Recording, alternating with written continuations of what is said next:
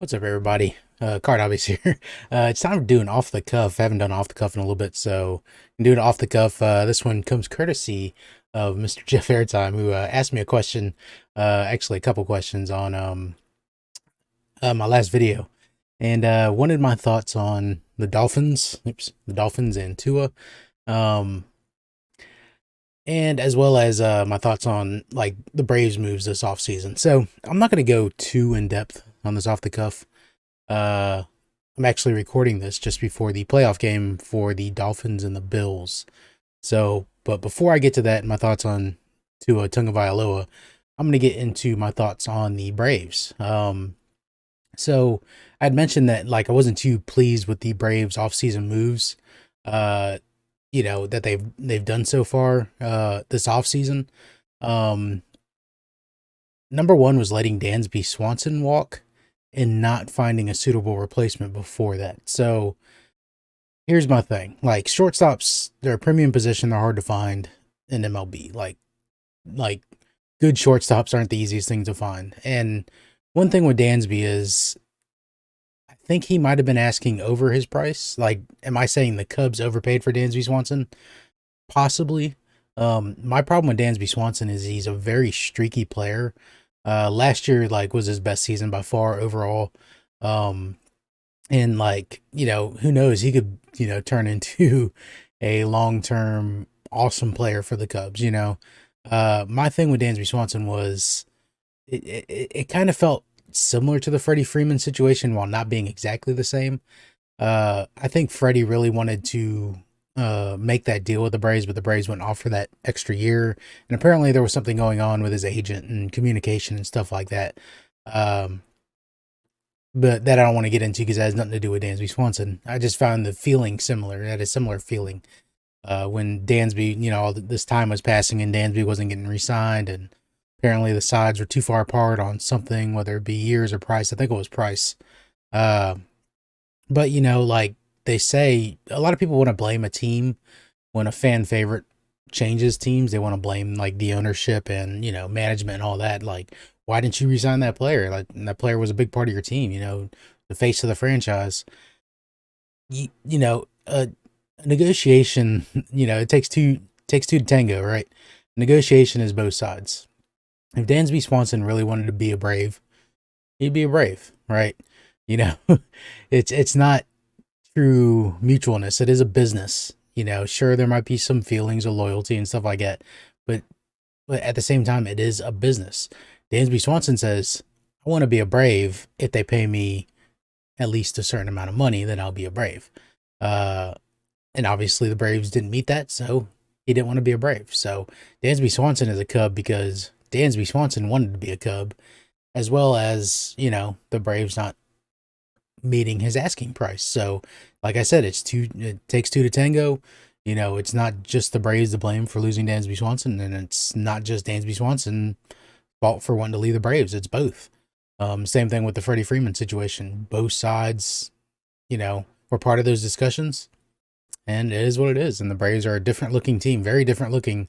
Uh, when you think about it, the final out of the World Series where they beat the Astros 2 years ago was a ground ball to Dansby Swanson, who then threw over to first to Freddie Freeman. Both of those players are no longer there.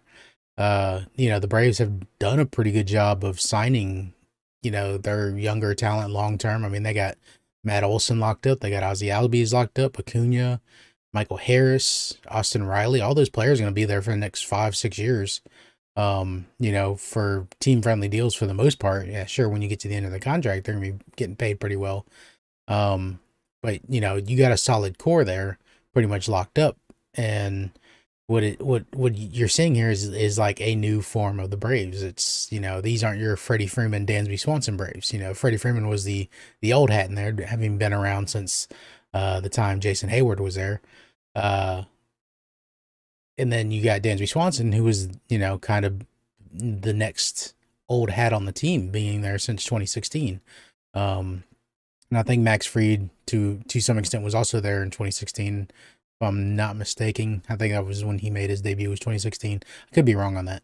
But yeah, so it's kind of like you see this transfer over is like now you're moving into the 2017-2018 Braves that had come up, like Acuna and Albies being considered the old hats on the team. So yeah, it's interesting to watch the Braves, kind of move forward. My thing with the Braves and losing Dansby Swanson was I was hoping they would, replace him with a Correa, which is totally different situation going on now with him. Or Story, but like I said, shortstops like Trey Turner and those big shortstops that sign these big huge contracts, they were getting way more money than Dansby Swanson was asking. So I was hoping the Braves would go that route and find a superstar shortstop to replace him. Now it's looking like their lineup is even worse than the lineup that struggled last year, with the exception of Ozzy Albies being injured at the end of the year. But that lineup really struggled at the end of the year. Getting the solid hits. They added Sean Murphy from the Athletics, which I think is a huge upgrade. Sean Murphy's a huge upgrade to Travis d'Arnaud. Travis d'Arnaud is a good catcher. He's not a top tier catcher, but he is a good catcher. He gets you, important hits when occasionally you need him. He's not an offensive force, behind the plate, but that's not really what you're looking for behind the plate. You want, reliability, solid defense, solid framing, pitch calling, all that. Catcher is just the hardest position to find a superstar in for the most part. But the Braves did, and Sean Murphy, I mean, he's probably one of the top two catchers, along with Will Smith. As far as like in the league, well, I would probably put Will Smith above him, but Sean Murphy's really good, like very good defensively, probably better than Will Smith defensively. Will Smith's better offensive, but I think Sean Murphy's a huge pickup, which is hilarious because one of the prospects that we traded away last year for in the Matt Olson trade was Shea Langoliers, and I was really high on Shea Langoliers as a catcher. And obviously the Athletics are really high on Shea Langoliers as a catcher too, because they're willing to let Sean Murphy walk, one of the top catchers. Now, the downside to that is I didn't like what the Braves gave up for Sean Murphy. They didn't really give up a whole lot, but they did give up Kyle Mueller, who I think has, some pretty good upside. But it was crazy because they sent off all these pieces, and some of them went to Milwaukee, and all they got in return was Sean Murphy, who was the star, the prize of the trade. But it just seemed weird. It seemed so off balance. Like Milwaukee didn't pay anything, got some players, and then the A's traded away one player and got some players, but the Braves traded away a whole lot. But they really didn't give up too many stars because their farm system isn't like what it was 3-4 years ago when it was a top farm system in the league. It's no longer like that. All those farm system prospects are up in the league now. So it's no longer like one of the best farm systems. It's getting pretty depleted. They're going to have to, at some point, probably go through a rebuild again, and maybe a few years when their contention window closes to refill that stock. But yeah, I mean, the Braves did a good job on the rebuild. Like they were just, a middling team and from the 2000s to the 2010s, and then they were pretty bad, and then they just blew it all up and did a rebuild, and they won a World Series, within 5 years of doing the rebuild. So solid job, solid job. They got the World Series title. I don't know if they'll be able to repeat anytime soon with, certain teams getting stronger. But yeah, those are my thoughts on the Braves. Let me get into the Dolphins. I'm putting the wrong side here because it's not mirrored. It's over on the other side. It's flipped. So the Dolphins and Tua. So I'm recording this. It's 12:28 on a Sunday. The game is going to start here in the next 30 minutes or so against the Bills. The Bills. This has the largest spread of any of the playoff games this weekend. Amazing game between the Jaguars and Chargers last night. I just wanted to say that. But this isn't about them. This is about the Dolphins and Tua. So Tua has been ruled out of the game. The Dolphins are starting. I'm gonna try to move my shoulder here because the camera keeps wanting to blend the shoulder into the background for some reason. So yeah, it's the biggest spread of all the playoff games this weekend. The Bills, I think, were 13-point favorites, maybe almost 14-point favorites, that's a huge spread in the NFL. Huge.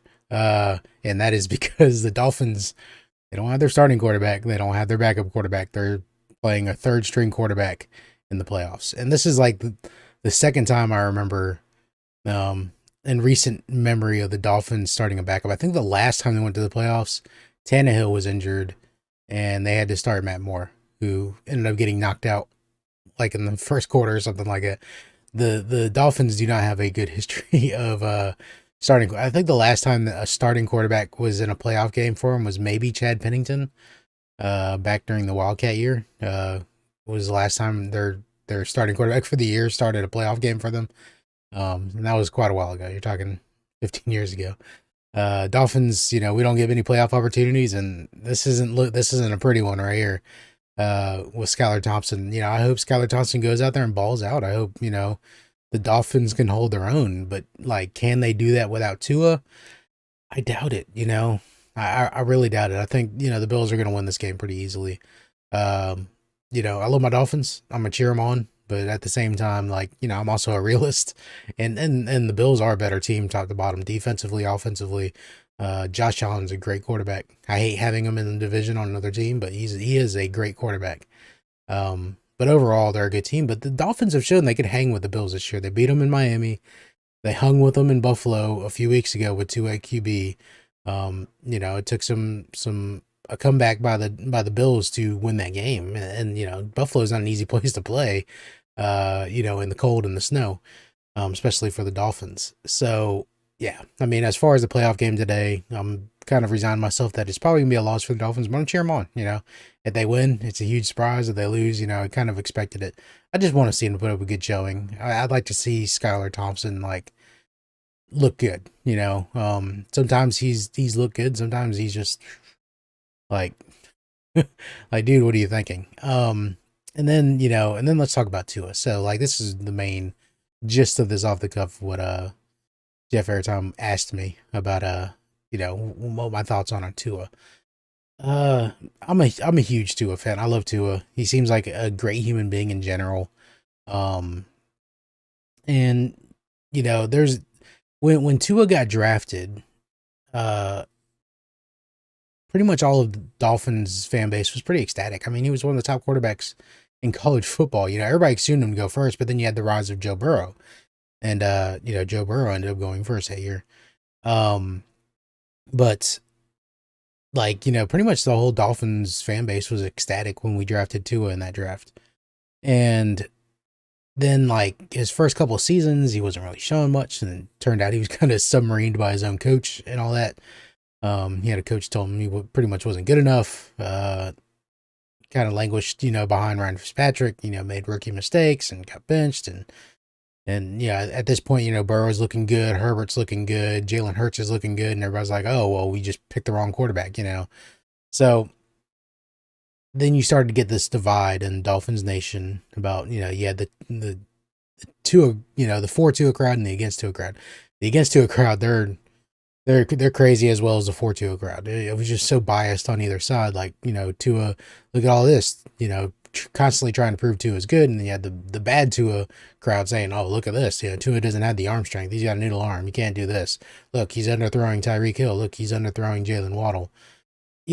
And both sides had their points. But here's the thing is, if you're a Dolphins fan, you pull for whatever quarterback's back there, right? It seemed like at that point, people weren't wanting to pull for their team anymore. They just wanted to be right on Tua. If they said Tua sucked from the get-go, they wanted to be right, even if the Dolphins struggled for it. And that's what I don't get. Like, my fandom is to the team, not to a single player. You can put I've hated Tom Brady his whole career. He was on the Patriots. I'm a Dolphins fan. I've hated Tom Brady his whole career. You put Tom Brady on the Dolphins, I'm going to cheer for Tom Brady back there at quarterback. It is what it is, I'm a Dolphins fan. I'm going to pull for Skylar Thompson today. If Tua was back there, I'd pull for Tua. If it was Teddy Bridgewater, I'd pull for Teddy Bridgewater. I just don't understand people wanting a certain player to fail just to prove their point that they were right from the get-go. That's just one thing I don't understand.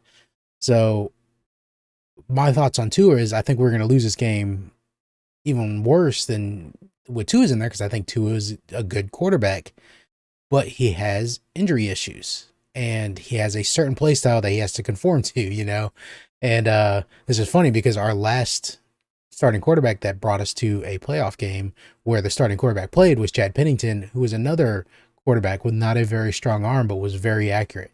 When I think of Tua, I think of Chad Pennington was a very accurate quarterback. Can read a defense pretty well and find an open receiver, but it can't chuck it 75 yards down the field. Can't throw it off his back foot 50 yards down the field. Um, and yeah, I think Tua is very good. I think he's an accurate quarterback. He's very good. He's enough to win in this league. Sure, he's not going to do Mahomes things. He's not going to do Josh Allen things. He's not going to do Justin Herbert things. He can't run like Jalen Hurts. It is what it is, and it's who the Dolphins got. So I'm going to pull for him. Now, when it comes to his injury history with the concussions, he's had 3 concussions this year. Technically, he's had 2 concussions this year.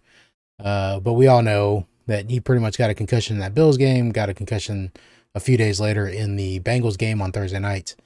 And then this last concussion, nobody saw it on TV because he played the whole game. But then, he self-reported. I don't know if he self-reported or a coach reported it. But anyways, he went into concussion protocol and he's been out for 3 weeks. So my thoughts on Tua is I think Tua Tagovailoa should retire from football. And as a Dolphins fan, it pains me to say that because he's the best quarterback we've had in a long while. And but it's not about that. It's about his health. He's got a family. He's married. I don't know if he's got a kid on the way or if he has a kid or anything like that. I don't know about that. But, this is bigger than football, right? You're talking about your life when you're talking about concussions and, how many concussions can you take? And that stuff's debilitating. CTE is a real thing.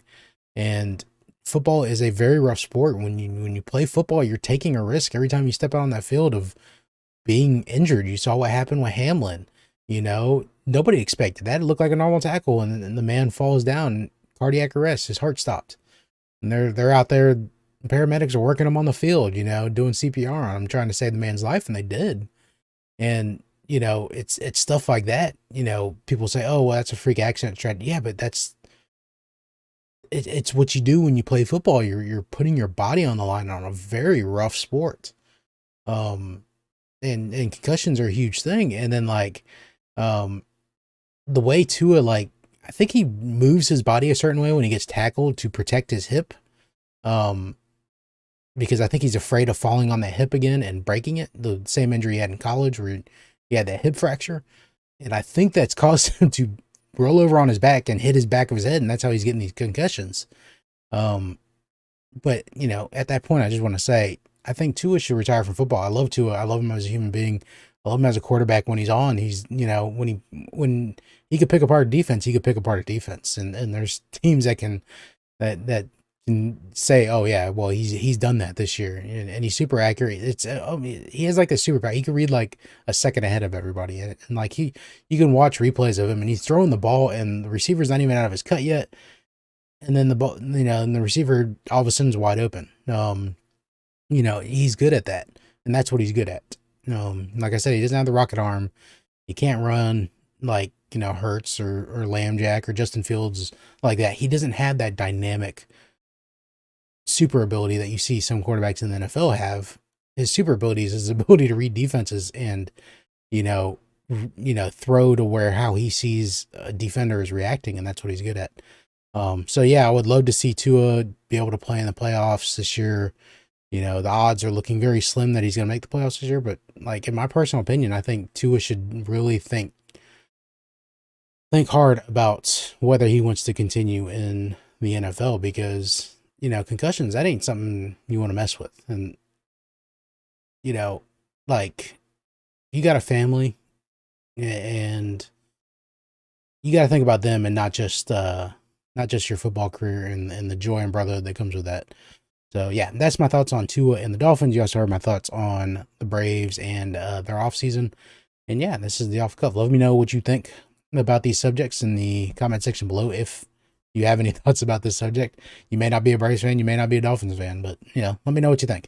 And appreciate all you watching. Remember, you can control 2 things: at your thoughts and your actions. Stay positive keep collecting the cards, keep supporting the card collecting community, and I will catch you all later. Peace.